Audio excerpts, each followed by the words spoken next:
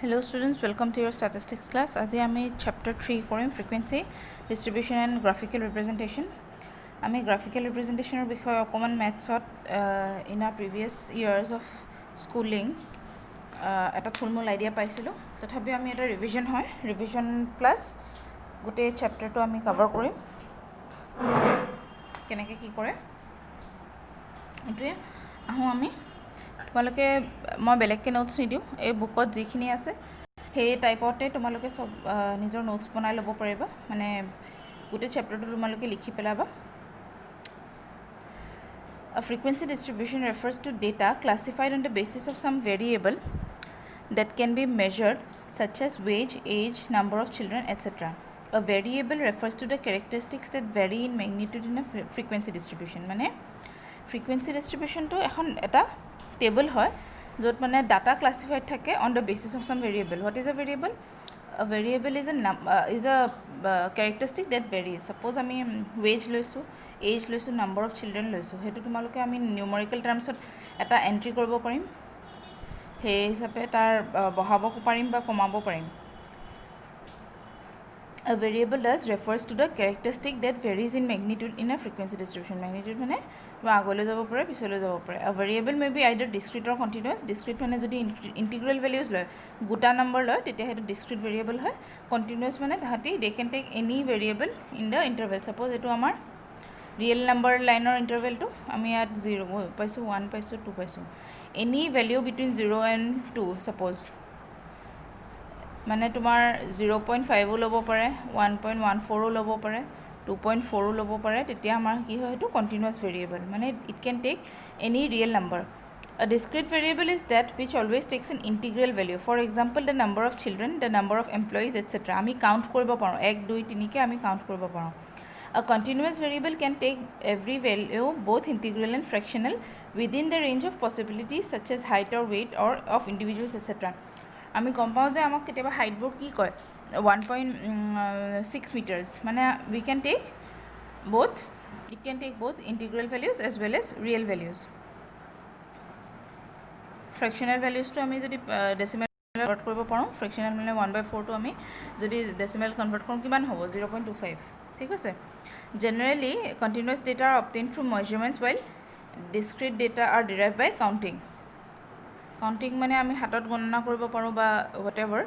in various ways আৰু এটো observed by measurement মানে আমাৰ স্কেল থাকে কিছুমান measurement scale হেনেকে frequency distribution is simply a table in which the data are grouped according to classes and the number of cases which fall in each classes frequencies so what is frequency মানে any particular characteristic that occurs multiple number of times The word distribution refers to the way in which the items are distributed in different classes. Types of frequency distribution. Discrete frequency distribution. Here we count the number of times each value of the variable occurs in the data. Each value of the variable occurs. Suppose tomar number of children in a park for example also park 0 children kita ase mane okol parents goise suppose ba eta children logot parents kita goise 4 ta goise heneke ami count koribo paro The occurrence of the variable is counted with the help of vertical bars called tally marks. An example is given below. ইয়াত তুমি গম পাইছা এটো তোমাৰ class বুলি ক'ব পাৰিবা tally mark আৰু frequency. Tally mark ৰ থ্ৰু আমি frequency হেৰি কৰিব পাৰোঁ। ইয়াত 3 ডাল লাইন আছে মানে frequency 3, ইয়াত 4 ডাল আছে মানে frequency 4, ইয়াত 6 ডাল আছে মানে frequency 6. আগৰ দিনত আমি গম পাওঁ যে মানুহে যেতিয়া প্ৰথমতে লিখা পঢ়া নাজানে গণনা কেনেকৈ কৰিছিলে কেভছৰ ৱালত তোমাৰ আঁচ আঁকি গণনা কৰিবলৈ শিকিছিলে সেই হিচাপে তোমাৰ টেলিমাৰ্ক ইয়াত সাপোজ টেলিমাৰ্কটো আমাৰ তিনটা ভ্যালু পালে আমি তিনডাল টেলিমাৰ্ক দিলো যদি পাঁচটা ভ্যালু পাওঁ তেতিয়া কি কৰিম চাৰিডাল টেলিমাৰ্ক দিয়াৰ পিছত এডাল আমি ওপৰৰ পৰা তললে গুটেকিটা কাটি দিম যদি ছটা পাওঁ সাপোজ বা সাতটা পাওঁ সাতটা এক্সাম্পল ধৰিছো 1 2 3 4 4 পোৱাৰ পিছত 5 নম্বৰটো কাটিলো 6 আৰু 7 10টা পালে 1 2 3 4 5 6 7 8 9 10 তাৰ সাপোজ আৰু প্লাস 13 পাইছো হেনেকে আমি কাউন্ট কৰি গৈ থাকিম ঠিক আছে এটো ওয়েট আমি কাউন্টিং টু কৰো টেলি মাৰ্কত হে হিচাপে আমাৰ পসিবিলিটি ইয়াত ফ্ৰিকুৱেন্সি আমি গমে পাই যাও দুটা পাইছো ইয়াত মানে 10টা আছে ইয়াত তিনটা আছে প্লাস 10 প্লাস 3 13 হে হিচাপে আমি টেলিৰ গণনাটো কৰিবলৈ শিকো এতিয়া আমি আহো continuous frequency ডিস্ট্ৰিবিউচনত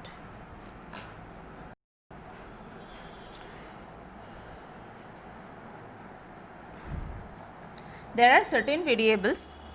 which will not have a distinct integral value, and in those cases the frequency distribution will be continuous. Also, when the data set is very large, it becomes necessary to condense the data into a suitable number of classes, and then combined frequencies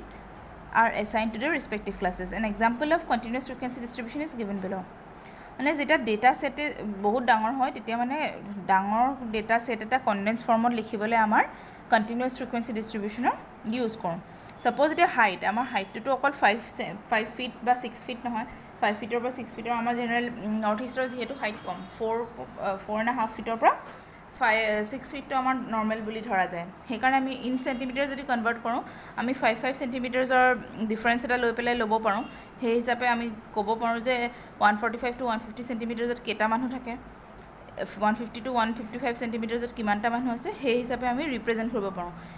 otherwise চাবলৈ গ'লে আমি 50টা মানুহৰ height যদি continuous ডিষ্ট্ৰিবিউশ্যনত লিখিব লগা হয়, বহুত ডাঙৰ এটা ফাষ্ট ডেটা ছেট ক্ৰিয়েট কৰিব লাগিব। এখন টেবুলত আমাৰ সৰুকৈ হৈ গৈছে বস্তুটো, সেইকাৰণে আমি কণ্টিনিউৱাছ ফ্ৰিকুৱেঞ্চি ডিষ্ট্ৰিবিউশ্যন ইউজ কৰোঁ।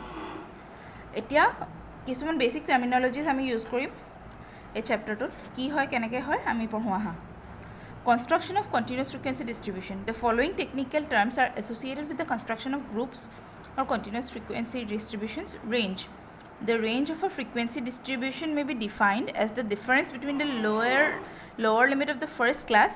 interval and the upper limit of the last class interval. মানে সবতছে ৰেঞ্জ বস্তুটো আৰু মোড আমি অলপ দেৰিকৈ পঢ়িম। মোড মানে হায়েষ্ট মাইনাছ অফ লোৱেষ্ট। ইয়াত যিহেতু ক্লাছ ইণ্টাৰভেলত থাকে চব বস্তু, এনে ফ্ৰিকুৱেঞ্চি ডিষ্ট্ৰিবিউশ্যন আমি কি ল'ব পাৰিম, range is the difference between the lower limit of the first class interval. ইয়াত আমাৰ ফাৰ্ষ্ট ক্লাছ ইণ্টাৰভেল এইটো, লোৱাৰ লিমিট কোনটো 145 টু লোৱাৰ লিমিট, ডিফাৰেঞ্চ বিটুইন লোৱাৰ লিমিট এণ্ড আপাৰ লিমিট কোনটো, চবতছে হায়েষ্ট ক্লাছ ইণ্টাৰভেলৰ আপাৰ লিমিট হৈছে 180, মানে 180 পৰা 145। ৰেঞ্জ মানে আমাৰ কিমান ৰেঞ্জ, মানে আমি ছাপ'জ এতিয়া ক'ৰবাত দোকান এখনত গৈ পেলাই সোধোঁগৈ প্ৰাইচ ৰেঞ্জটো কিমানৰ পৰা কিমানলৈ থাকে, তেতিয়া আমাক কি কয় দোকানীটোৱে, আপোনালোকে 200ৰ পৰা ছাপ'জ 2000 ভিতৰত পাই যাব বস্তু। আমি ছাপ'জ এখন বহী কিনিবলৈ গৈছোঁ, বহীখনৰ দাম কিমান বুলি সোধোঁতে কয় যে 200ৰ পৰা 2000ৰ ভিতৰত পাই যাব, মানে সেইটো প্ৰাইচ ৰেঞ্জ, মানে চবতছে ল'টো 200, চবতছে হায়েষ্টটো 2000। সেই হিচাপে আমি এখন কণ্টিনিউৱাছ ফ্ৰিকুৱেঞ্চি ডিষ্ট্ৰিবিউশ্যনৰ ৰেঞ্জ হিচাপে আমি কি পাওঁ, 180 মাইনাছ অফ 145 ইকুৱেলছ টু 35। এইটো এনেই এটা এক্সাম্পলত বুজাইছোঁ তোমালোকৰ। It may vary, range may vary from example to example, from problem to problem, ঠিক আছে। Number of classes. The number of classes should neither be too small or too large. Normally 6 and 15 classes are considered to be adequate. ইয়াত number of classes, ইয়াত কেইটা number of classes আছে, 1 2 3 4 5 6 7, it is normal, মানে তোমাৰ normally কিমানটা class থাকিব লাগে, 6টাৰ পৰা 15টা, কাৰণ 6টাতকৈ কম হ'লে এডিকুৱেট ৰিপ্ৰেজেণ্টেশ্যন নহ'ব। বহুত কমতে ডাটাখিনি, মানে এটা ডাঙৰ ক্লাছ ইণ্টাৰভেল ল'ব লাগিব। ছাপ'জ যদি আমি এইটো কৰি পেলাই 3টা লৈ পেলাই থৈ দিওঁ, মানে কি কৰিব লাগিব, আমি 145ৰ পৰা 160 ল'ব লাগিব। ছাপ'জ 160ৰ পৰা আমি 175 লৈছোঁ ছাপ'জ, সেনেকৈ আমি কি বুলি কয় বহুতখিনি ডেটা এটা ক্লাছ ইণ্টাৰভেলৰ ভিতৰতে হ'ব, আৰু সেইটো মানে এডিকুৱেট ৰিপ্ৰেজেণ্টেশ্যন নহ'ব। কিছুমানৰ হয়তো 145 হাইট আছে আৰু কিছুমানৰ হয়তো 160 হাইট আছে, তাহাঁতৰ difference of height is more than 6 inches. সেই হিচাপে চাবলৈ গ'লে আমাৰ এডিকুৱেট ৰিপ্ৰেজেণ্টেশ্যন হ'ব। আৰু খুব বেছি লাৰ্জ নাম্বাৰ অফ ক্লাছ ইণ্টাৰভেলছ হ'লে কি হয়, আমাৰ কামটো বহুত টিডিয়াছ হৈ পৰে, মানে বহুত কঠিন হৈ পৰে, বহুত লিখি থাকিব লাগে, বহুত গ্ৰাফটো টেবুলখন আৰু দীঘলকৈ বনাই গৈ থাকিব লাগে। সেইকাৰণে এডিকুৱেট ৰিপ্ৰেজেণ্টেশ্যন আমি কিমান বুলি ভাবোঁ, 6 to 15 number of classes should be adequate. এইটো এটা ষ্টেণ্ডাৰ্ড ষ্টেটিষ্টিচিয়ানছে ধৰি পেলাই দিয়া। Class interval, the difference between the upper limit and the lower limit of class is known as class interval. মানে এটা ক্লাছ ইণ্টাৰভেল, ইয়াত কেইটা ক্লাছ ইণ্টাৰভেল পাইছিলোঁ আমি, 7টা পাইছিলোঁ হয়নে। The difference between the upper class limit, suppose এইটো ক্লাছ লিমিট ধৰিছোঁ 155 to 60 minus of the lower limit of the same class interval, মানে ইয়াৰ ডিফাৰেঞ্চটো হৈছে 5 হয়নে। In the class 145 to 150 class interval is 5। The size of the class interval is determined by the number of classes in the range. Class ইণ্টাৰভেলটো মানে আমাৰ এটা class interval কিমান হ'ব, 145 to 150 হ'ব নে 140 to 150 হ'ব, মানে ডিফাৰেঞ্চটো আমি 5 ল'ম নে 10 ল'ম, সেইটো কোনে ডিটাৰমাইন কৰে, ৰেঞ্জে ডিটাৰমাইন কৰে আৰু নাম্বাৰ অফ ক্লাছেছে ডিটাৰমাইন কৰে। Class limit, the class limit are the lowest and the highest values that can be included in the class, ঠিক আছে। ডেট কেন বি ইনক্লুডেড মানে আমি যদি ছাপ'জ এতিয়া এইটো ক্লাছৰ চাওঁ, এইটো কণ্টিনিউৱাছ হৈছে 155ৰ পৰা 150 150টো আকৌ ইয়াত আহিছে 155টো আকৌ ইয়াত আহিছে এইটো কণ্টিনিউৱাছ ক্লাছ ইণ্টাৰভেল হৈছে হয়নে এতিয়া lowest and the highest value that can be included in the class 145ৰ পৰা 150 ক্লাছ ইণ্টাৰভেলটোত আমি 145টো ধৰিব পাৰিম কিন্তু লাষ্ট ভেলিউটো কিমান ধৰিব পাৰিম 149.99লৈকে ধৰিব পাৰিম 150টো এইটো ক্লাছ ইণ্টাৰভেলত আহিব সেইকাৰণে that can be included in the class ঠিক আছে এইটো ক্লাছত আমাৰ হায়েষ্ট ক্লাছ লিমিটটো হৈছে 145 আৰু যদি এইটো কণ্টিনিউৱাছ ডিষ্ট্ৰিবিউশ্যন হয় তেতিয়া 149.99 আহিব যদি এইটো কি বুলি কয় ডিছক্ৰিট হয় তেতিয়া 149 আহিব মানে 150 will be included in the next class class limit আৰু ক্লাছ ইণ্টাৰভেলৰ মাজত ডিফাৰেঞ্চটো গম পাবা ক্লাছ ইণ্টাৰভেলত কিন্তু আমাৰ 145 আৰু 150 দুটাই আহিব কিন্তু ক্লাছ লিমিটত আমাৰ লাষ্ট ভেলিউটো নাহে কাৰণ এই ভেলিউটো ইয়াত এড হৈ ইয়াতহে কনচিডাৰ কৰা হ'ব চিমিলাৰলি 155টো ইয়াত নাহে ইয়াতহে কনচিডাৰ কৰা হ'ব 160টো ইয়াত নাহে ইয়াতহে কনচিডাৰ কৰা হ'ব এইটো ক্লাছ লিমিট মানে ইয়াৰ লোৱাৰ লিমিট ইয়াৰ কিন্তু upper limit will be 159 for discrete case and 159.99 for continuous case class frequency the number of observations corresponding to a particular class is known as class frequency of that class hone number of observations ami eta hari for example the class frequency of the class 170 to 175 is 4 170 to 175 or keta paisa ami 1 2 3 4 4 মানে আমি suppose এটা data set দিছে আমাক raw data set দিছে মানে এনেকে দিছে suppose তোমাৰ এনেকে টেবলখন নাই আমি arrange কৰিব লাগে 150 আছে কৰবাত 144 আছে কৰবাত 173 আছে কৰবাত হেনেকে আমি এতিয়া যেতিয়া 150 পালো 152 আমি ক্লাছ প্ৰথমতে ক্লাছ ইন্টাৰভেল কিটা বনাই ললো তাৰ পিছত 152 পাওঁতে কি কৰিম ইয়াত 1 মাৰ্ক এটা দি দিম 144 টো পাওঁতে কি কৰিম 144 কেছটো নহয় 146 দি দিছো ইয়াত মাৰ্ক এটা দি দিম 173 পালে কি হয় 173 ইয়াত মাৰ্ক এটা দি দিম হেনেকে আমি ফ্ৰিকুৱেন্সিবোৰ লিখি লিখি গৈ থাকিম ডেটা সেটটো আমাক এনেকে 100টা মান নম্বৰ দিব আমি সেই ডেটা সেটটো এখন টেবুলৰ ফৰ্মত ৰিপ্ৰেজেন্ট কৰিব লাগে এতিয়া আমি গম পালো ক্লাছ ফ্ৰিকুৱেন্সি কি number of observations of corresponding to a particular class the midpoint it is the value lying halfway between the lower and the upper class limits of a class interval ঠিক আছে halfway মানে upper limit of the class plus lower limit of the class divided by 2 midpoint to আমি হেনেকে গম পাও midpoint সব বস্তুতে আছে class boundary the upper and the lower class limits of the exclusive type classes are called class boundaries upper class boundary equals to upper class limit plus d by 2 lower class boundary is equal to lower class limit minus of d by 2 আমি কি হয় exclusive type of classes আমি পঢ়িম next class next page তাৰ পিছত আমি আকৌ আহিম এইটা ফৰ্মুলা ডিডিউস কৰিবলৈ width of a class the width of a class interval is the difference between the class boundaries width of a class equals to upper class boundary minus of lower class boundary relative frequency বুজিলে আমি কি কৰোঁ relative বুজিলে কি কৰোঁ relative মানে in relation with something হয় না এটা মানে relative frequency হিচাপে কি হয় এটা particular classৰ frequency in comparison to the total frequency হয় না suppose আমি class interval টো লৈছো কিমান এটোকে লওঁ 165 to 170 কিমান পাইছো আমি 10 total frequency কিমান পাইছো 50 so in that case relative frequency আমাৰ কি হ'ব 10 by 50 equals to 1 by 5 হয় না relative frequency of the class interval 165 to 170 will be 1 by 5 মানে he particular class to class frequency divided by total frequency of the distribution percentage frequency কি কৰোঁ আমি relative frequency when expressed in terms of percentage into 100 কৰিলে আমি percentage frequency পাওঁ এটা frequency density কি বস্তু পঢ়ো হা it is the ratio of the class frequency to the width of that class frequency distribution is equals to frequency density equals to class frequency divided by width of the class এটা class frequency আমি suppose কি লৈছিলো 165 to 170 লৈছিলো হয় না 165 or 170 কিমান পাইছো আমি 10 পাইছো সেই হিচাপে আমাৰ ক্লাছ ফ্ৰিকুৱেন্সি হ'ল 10 width of the class কিমান হয় 165 ৰ পৰা 170 width of the class is 5 হয় না divide by 5 হয় হেতু আছে আমাৰ relative frequency এতিয়া আমি আহিছো cumulative frequency if for each class the frequencies given are aggregates of the preceding frequencies they are known as cumulative frequencies আচ্ছা আমি ইয়াত এতিয়া কিউমুলেটিভ ফ্ৰিকুৱেঞ্চি কি কেনেকৈ ওলাম if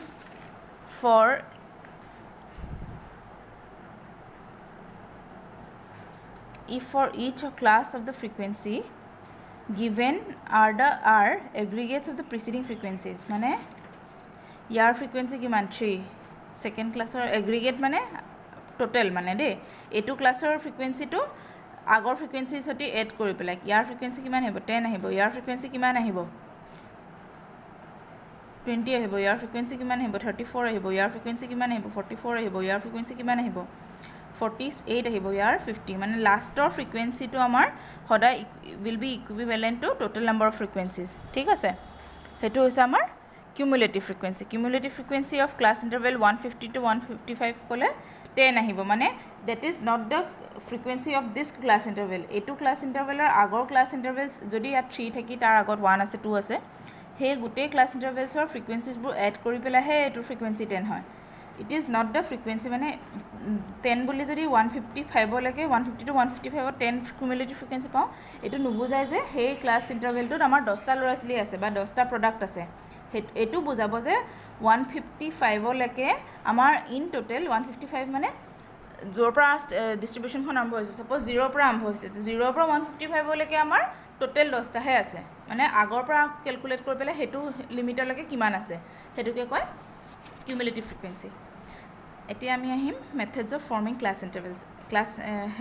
there are two ways of forming class intervals exclusive method and inclusive method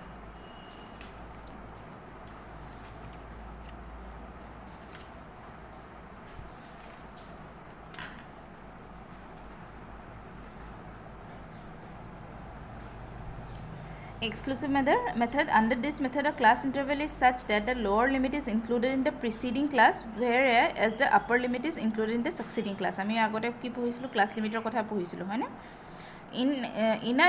if an interval is such that the lower as the upper limit is included in the same class interval it is called a inclusive class interval acha inclusive word to ki koy inclusion mane he class interval or jikhini lower limit upper limit ase eneke monot rakhiba he gute to he class interval to thakibo exclusive mane ki hoy okol lower limit to thakibo upper limit to nathake thik ase inclusive class interval er example amak ki dise 10 to 19 20 to 29 10 to 19 jehetu etu continuous nohoy no hetu karone amar ki hoy 19 to ইয়াত include হ'ব 10 to include হ'ব এটো inclusive class যদি এটো continuous হলটেন suppose 10 to 19 19 to 28 হেনেকে যদি হলটেন example to দিছো 10 to 19 হলটেন 19 10 to 28 হৈছো বা 20 to 20 30 হলটেন বা 30 to 31 মানে এটো কন্টিনিউয়াস হৈছে নহয় মানে এটোৰ ভ্যালু ইয়াত আহিছে এটোৰ ভ্যালু ইয়াত আহিছে তেতিয়া আমি কি কৰিম লোৱাৰ লিমিটটো ইয়াত এড হ'ব কিন্তু ইয়াত আপাৰ লিমিটটো এড নহয় ইয়াত হে লোৱাৰ limit it will be the lower limit of the next class মানে এটো এক্সক্লুসিভত আহিব এক্সক্লুসিভৰ एग्जांपल এটো হ'ব in inclusive class interval 30 will be included in the class 30 to 39 and in exclusive class interval 30 will be included in the class 30 to 40 instead of 20 to 30 হেতুৱে 20 to 30 হলনি 30 to 40 example আমাৰ আহিব এটা example চাও আমি The following are the daily wages of 40 workers. মই কৈছো তোমালোকক data এনেকে দিব তাৰ পিছতহে আমি এনেকে ফ্ৰিকুৱেন্সি ডিস্ট্ৰিবিউশনখন বনাব লাগিব ঠিক আছে From form of frequency distribution table taking 4 as the class interval মানে আমাৰ ডিফাৰেন্স টু 4 লবলে কৈছে আমি ইয়াত চাই লওঁ find the percentage of workers getting wage below 32 ঠিক আছে কি দিছে এখন এটা আমাৰ ডাটা দিছে ডাটা সেটটা দিছে daily wages form of frequency distribution table taking 4 as class interval মানে ডিফাৰেন্স তো আমাৰ কিমান হ'ব 4 মানে কিমান কে আহিব পাৰে 0 to 4 বা 4 to 8 হেনেকে আমাৰ ডিফাৰেন্স তো লবলে কৈছে ক্লাস ইন্টারভেল তো find the percentage of workers getting wages below rupees 32 below rupees 32 মানে বস্তুটো কি হয় মানে মই কি বুজাইছিলো ফ্রিকোয়েন্সি কিউমুলেটিভ ফ্রিকোয়েন্সি কনসেপ্টটো আহি গল ইয়াত লগালো এতিয়া আমি আগতে কি পাইছিলো ক্লাস ইন্টারভেলটো কেনেকে ডিটারমাইন কৰে the size of the class interval is determined by the number of classes in the range হয়নে তোমালোকে এখন কিতাপত থকা যেটো এটো চ্যাপ্টাৰৰ যিখিনি নোটস আছে তোমালোকে নোটস নোটবুকত লিখিবা মই ৰিকুৱেষ্ট কৰিছো লিখিবলৈ কাৰণ যিমান তোমালোকে লিখিবা বা প্ৰেক্টিস কৰিবা হিমানটো তোমালোকৰ টাৰ্মছবোৰ মনত থাকিব বা ৰেফাৰ কৰিবলৈ সুবিধা পাবা যিহেতু determine by the number of classes and the range, ইয়াত আমি হেৰি কি কৰিম, মেক্সিমাম অবজাৰ্ভেশ্যন ইজ 38। গোটেই ডেটা ছেটটোত চাওঁতে আমি কিমান পালোঁ, মেক্সিমাম অবজাৰ্ভেশ্যন 38, মিনিমামটো কিমান পাইছোঁ 10। ডিফাৰেঞ্চ মানে এইটো what is difference, it is the range. ঠিক আছে, সেইকাৰণে ডিফাৰেঞ্চ পালোঁ 28। আমাক ল'বলৈ কৈছে কিমান, টেক ক্লাছ ইণ্টাৰভেল 4, সেইকাৰণে is the size of the class interval determined by the number of classes and the range, হয়নে? So number of classes কিমান আহিব, 28 divided by 4 equals to 7। যদি আমাক হেৰি দিলে হয়, number of classes 7 দিলে হয়, আৰু কি বুলি কয়, number of classes 7 দিলে হয়, আৰু ৰেঞ্জ পাইছোঁ আমি কিমান 38, তেতিয়া আমি টোটেল নাম্বাৰ অফ হেৰি কি বুলি কয়, তেতিয়া আমি ক্লাছ ইণ্টাৰভেলটো কেনেকৈ ওলালোঁ হয়, range divided by 7 number of classes, হয়নে? সেইটোৱে এতিয়া আমি গম পালোঁ 10 to 14 ৰেঞ্জত বনাইছোঁ। 7টা ল'ব লাগে, যিহেতু 10টো চবতছে সৰু আৰু 38টো চবতছে ডাঙৰ, হয়নে? সেইকাৰণে আমি সেই হিচাপে ভগাই ল'লোঁ। 10 to 14 ল'লোঁ, 14 to 18, 18 to 22, সেনেকৈ আমি 7টা ক্লাছ ইণ্টাৰভেল বনালোঁ। ডেটা ছেটটো চাই চবতে কিমানকৈ আহিব সেইখিনি ভৰাই দিলোঁ। মানে 10 to 14ত আমি যদি ডেটা ছেটটো কম্পেয়াৰ কৰোঁ, আহিছে 5টা, সেনেকৈ 14 to 18ত 8টা আহিছে। গোটেই আমি কেলকুলেট কৰি ইয়াত পালোঁ। তাৰপিছত আমি কিউমুলেটিভ ফ্ৰিকুৱেঞ্চি ওলালোঁ। কিউমুলেটিভ ফ্ৰিকুৱেঞ্চি মানে কি কৈছিলোঁ, এইটো ছেটৰ 5 + 8 মানে লেছ দেন 18 কিমান থাকিব, আমাৰ 13টা থাকিব। লেছ দেন 22 কিমানটা থাকিব, আমাৰ 21টা থাকিব। Always the last class interval frequency, cumulative frequency will be total number of classes, total number of frequencies. Number of workers below rupees 32 is equal to কিমান, 32 rupeesৰ তলত চবতছে কিমান আছে, 34ত এটা আছে, 34 আৰু 33 আছে। সেই দুটা এৰিলে আমাৰ 30 to 34ত 4টা আছে, হয়নে? ইয়ালৈকে আমাৰ 33 আহিছে। Cumulative frequency still class interval 30। তাৰপিছত 30ৰ পৰা 32 আমি কেনেকৈ কৰিম সেইটো ইয়াতে বিচাৰি ল'ম। 30ৰ পৰা 32ৰ ভিতৰত আমাৰ কেইটা আছে, 30 to 33ৰ ভিতৰত আমাৰ এটা আছে, দুটা আছে, এটা আছে আৰু দুটা আছে। কেনেকৈ কৰিলোঁ, ফ্ৰম দ্য লাষ্ট কলম we see that number of workers below rupees 30 is 33, মানে below rupees 30 is 33, এইটো কলম হয়নে? and observing the data set we find 2 extra persons, মানে total কিমানটা মানুহ হ'ল, therefore percentage of workers, আমি percentage is always expressed as 100, হা? below 30 rupees 32 is 35/40, 40 why, it is percentage of workers মানে equivalent to relative frequency into 100, হা? ফৰ্মুলাত পাইছিলোঁ into 100, মানে এইটো পাৰ্চেণ্টেজ ফ্ৰিকুৱেঞ্চি বুলি কয়। বুজিলা চবে? ফ্ৰিকুৱেঞ্চি ডিষ্ট্ৰিবিউশ্যনখন আমি কেনেকৈ কনষ্ট্ৰাক্ট কৰিলোঁ, আমাক দিয়া আছে যে এটা ক্লাছ ইণ্টাৰভেলৰ ডিফাৰেঞ্চটো 4কৈ হ'ব লাগিব, আৰু টোটেল আমি প্ৰথমতে ডাটা ছেটটো কেলকুলেট কৰি পেলাই গম পালোঁ যে কিমানটা অবজাৰ্ভেশ্যনছ আছে। তাৰ হায়েষ্ট অবজাৰ্ভেশ্যনৰ ভেলুটো ল'লোঁ, লৱেষ্ট অবজাৰ্ভেশ্যনৰ ভেলুটো লৈ পেলাই আমি ডেটা ছেটটো কনষ্ট্ৰাক্ট কৰিলোঁ। তাৰপিছত আমি কি ইয়াত ফাইণ্ড কৰিলোঁ, পাৰ্চেণ্টেজ ফ্ৰিকুৱেঞ্চি ফাইণ্ড কৰিলোঁ। তোমালোকে কুৱেশ্যনটো পঢ়িবা কি বিচাৰিছে, প্ৰেক্টিছ কৰিলে it will automatically come to your disposal. Form of frequency distribution from the following data by inclusive method taking 4 as the magnitude of class interval, taking the data from previous example, আগৰ এক্সাম্পলটোৰে আমি লৈছোঁ data, এইটোত আমি exclusive class interval কৰিলোঁ। Exclusive class interval মানে কি হয়, continuous কৰিছোঁ ন ডিষ্ট্ৰিবিউশ্যনটো, দেখিছেনে? 10 to 14, 14 to 18, 14 আৰু 18ৰ মাজত এটা ডিফাৰেঞ্চ নাই। তেতিয়া আমি কি কৰিম, এক্সক্লুচিভ ক্লাছ ইণ্টাৰভেলত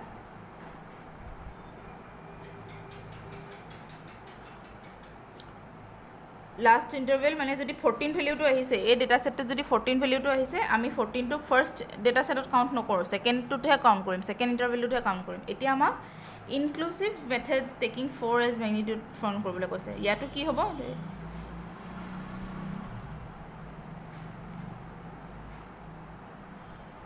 আমি যদি 4কে কৰিবলৈ কওঁ আমি কিমান কৰিব পাৰিম 10 11 12 13 চাৰিটাকে লৈছোঁ কিন্তু 13 যদি ভ্যালু আহে এইটো ক্লাছ ইন্টাৰভেলত আহিব ইয়াত যদি 17 ভ্যালু আহে এইটো ক্লাছ ইন্টাৰভেলত আহিব হেনেকে আমি ডেটা সেট ফৰ্ম কৰিছোঁ ইয়াত এটা ক্লাছ ইন্টাৰভেল বেছি বাঢ়ি গৈছে